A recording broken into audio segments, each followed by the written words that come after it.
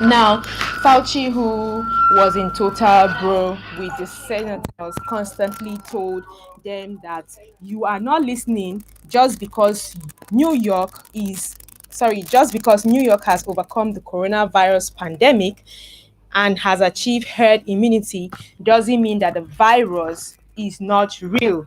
Now, Fauci says that 22% of New York residents have likely been exposed to this virus. A population of 80% needs to be vaccinated. Uh, I don't understand. When you have immunity over this virus, they come up and now say that you have to be vaccinated because the virus is in your body. I don't really understand what they mean by this.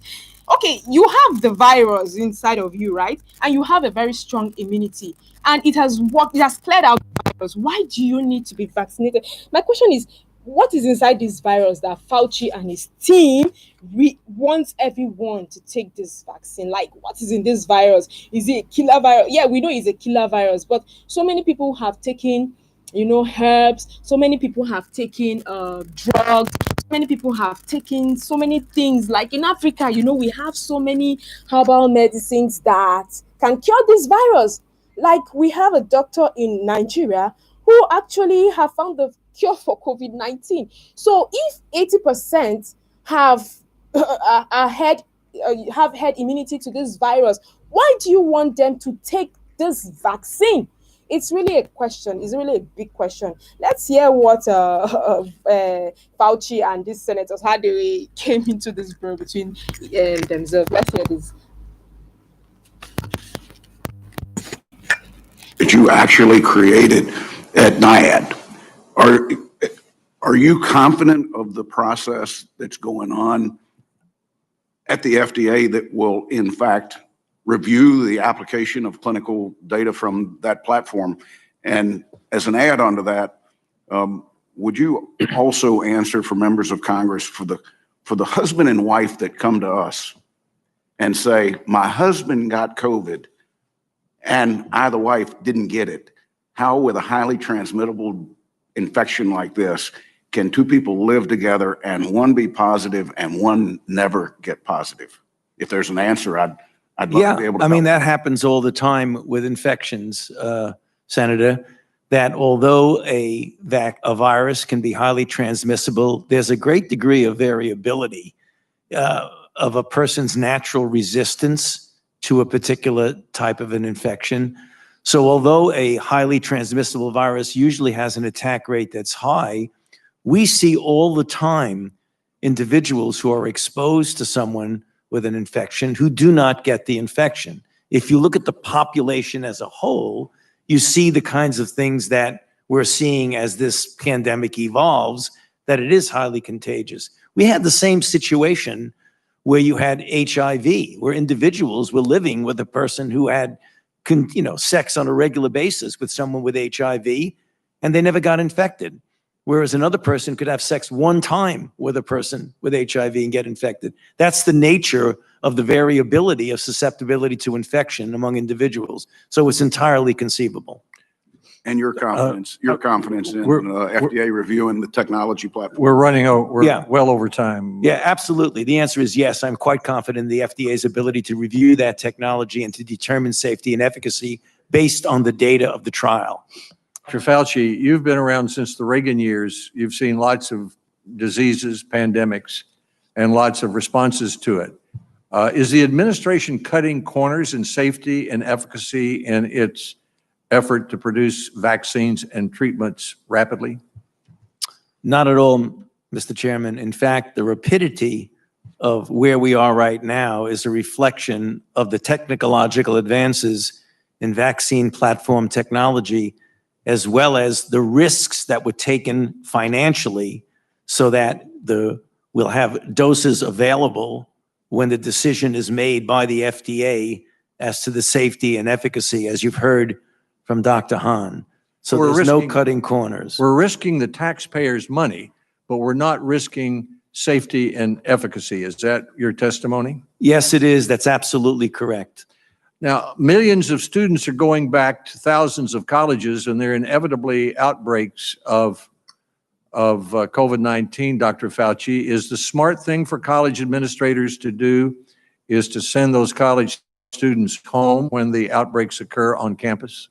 Absolutely not, Mr. Chairman. They should be able to accommodate the students in a facility, maybe a separate dorm or a separate floor, so they don't spread among the student body, but do not send them home to their community because of the likelihood of then reseeding infection in a community.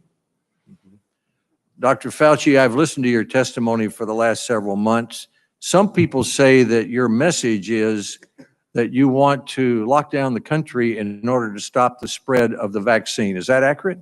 That's completely inaccurate, Mr. Chairman. I've said multiple times, we do not need to shut down. If we follow carefully and prudently the recommendations and the guidelines for opening America again, I believe we can do that safely and still accomplish the goal of opening the economy again. Dr. Fauci, some people said it was political to ask the states to get ready to distribute the vaccine in October. Is that true or false? That's false. The reason that that was done is because we want to make sure that when a decision is made, that we will be ready to distribute the vaccine.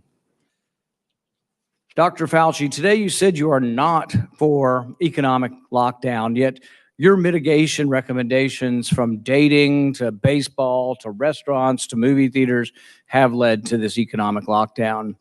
Do you have any second thoughts about your mitigation recommendations, considering the evidence that despite all of the things we've done in the U.S., our death rate is essentially worse than Sweden, equivalent to the less developed world that is unable to do any of the things that you've been promoting? Do you have any second thoughts? Are you willing to look at the data that countries that did very little actually have a lower death rate than the United States? You know, Senator, I'd be happy at a different time to sit down and go over detail. You've said a lot of different things. You've compared us to Sweden, and there are a lot of differences. And you said, well, you know, there are a lot of differences between Sweden, but compare Sweden's death rate to other comparable Scandinavian countries. It's worse. So I don't think it's appropriate to compare Sweden with us. Yes, we have, I think in the beginning, we've done things based on the knowledge we had at the time. And hopefully, and I am, and my colleagues are humble enough and modest enough to realize that as new data comes, you make different recommendations. But I don't regret saying that the only way we could have really stopped the explosion of infection was by essentially, I want to say shutting down. I mean, essentially having the physical separation and the kinds of recommendations that we've But made. you've been a big fan of Cuomo and the shutdown in New York. Okay. You've lauded New York for their policy. New York had the highest death rate in the world. How could we possibly be jumping up and down and saying, oh, Governor Cuomo did a great job? He had the worst death rate in the world. No, you misconstrued that, Senator, and you've done that repetitively in the past. They got hit very badly. They've made some mistakes.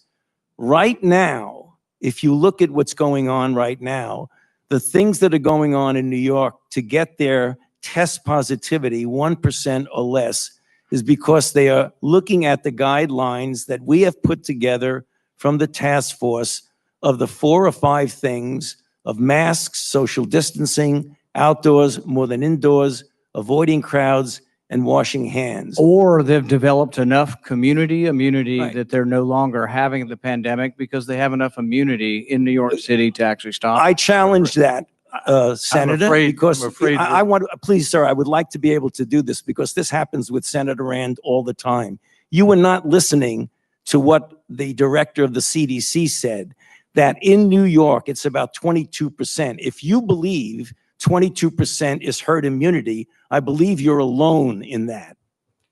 There's also the pre-existing immunity of those who have cross-reactivity, which is about a third of the public in think many we'll have to estimates from reserve this studies, discussion. which would actually get you We to have about other 2/3. senators. I'd like to talk to you about that also, because there was a study that recently came out that pre-existing immunity to coronaviruses that are common cold do not cross-react with the COVID-19. Thank you, Senator Paul. Senator Murphy.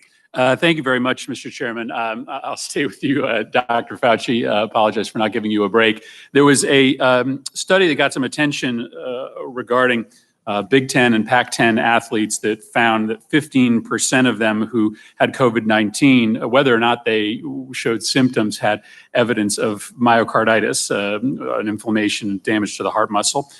What are the long-term effects for someone with myocarditis? What is the current understanding of the possible more general long-term effects of somebody who has had COVID and recovered? And are these effects observable in asymptomatic COVID-19 patients? Yeah, Senator, thank you for that question. I actually had mentioned that in my opening comments, but I thank you for giving me the opportunity to expand on that. That's really quite puzzling because the individuals there were two studies.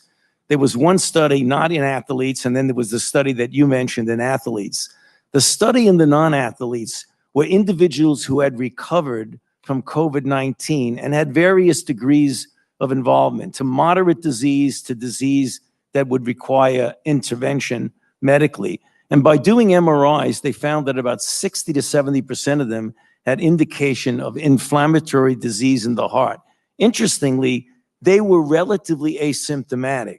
So I think we need to be careful and just watch what happens, because one of the possibilities that could develop is that A, it could clear up and they have no problem for the rest of their lives.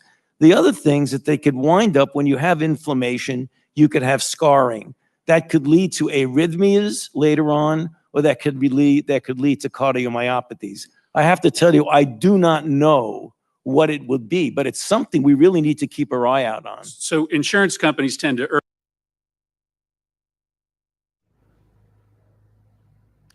Fauci, Fauci, Fauci, Fauci. Is he confused or what? I don't really understand. Like, okay, you heard the bro between the both of them, right? Fauci, Fauci, Fauci, I will say again. Because me, I think like the question that was supposed to be asked was, what is in the vaccine that all they, Fauci and his team members, want everyone to take? And I think a funny question that was supposed to be asked by the senators to Fauci is, are you taking the vaccine? Because if you're not taking the vaccine, why do you want to force everyone to be involved in this vaccination? Well, we've heard his response, and I think more will come from this controversial doctor named Dr. Anthony Fauci. To me, what do you think about it? What do you think about this video? Leave your comments, like, subscribe, and also go to, if you're not a subscriber yet, if you want to be part of the Voice TV Nigerian family, please click on Voice TV Nigeria on YouTube and like and subscribe. See you next time when I come with another interesting video. Bye.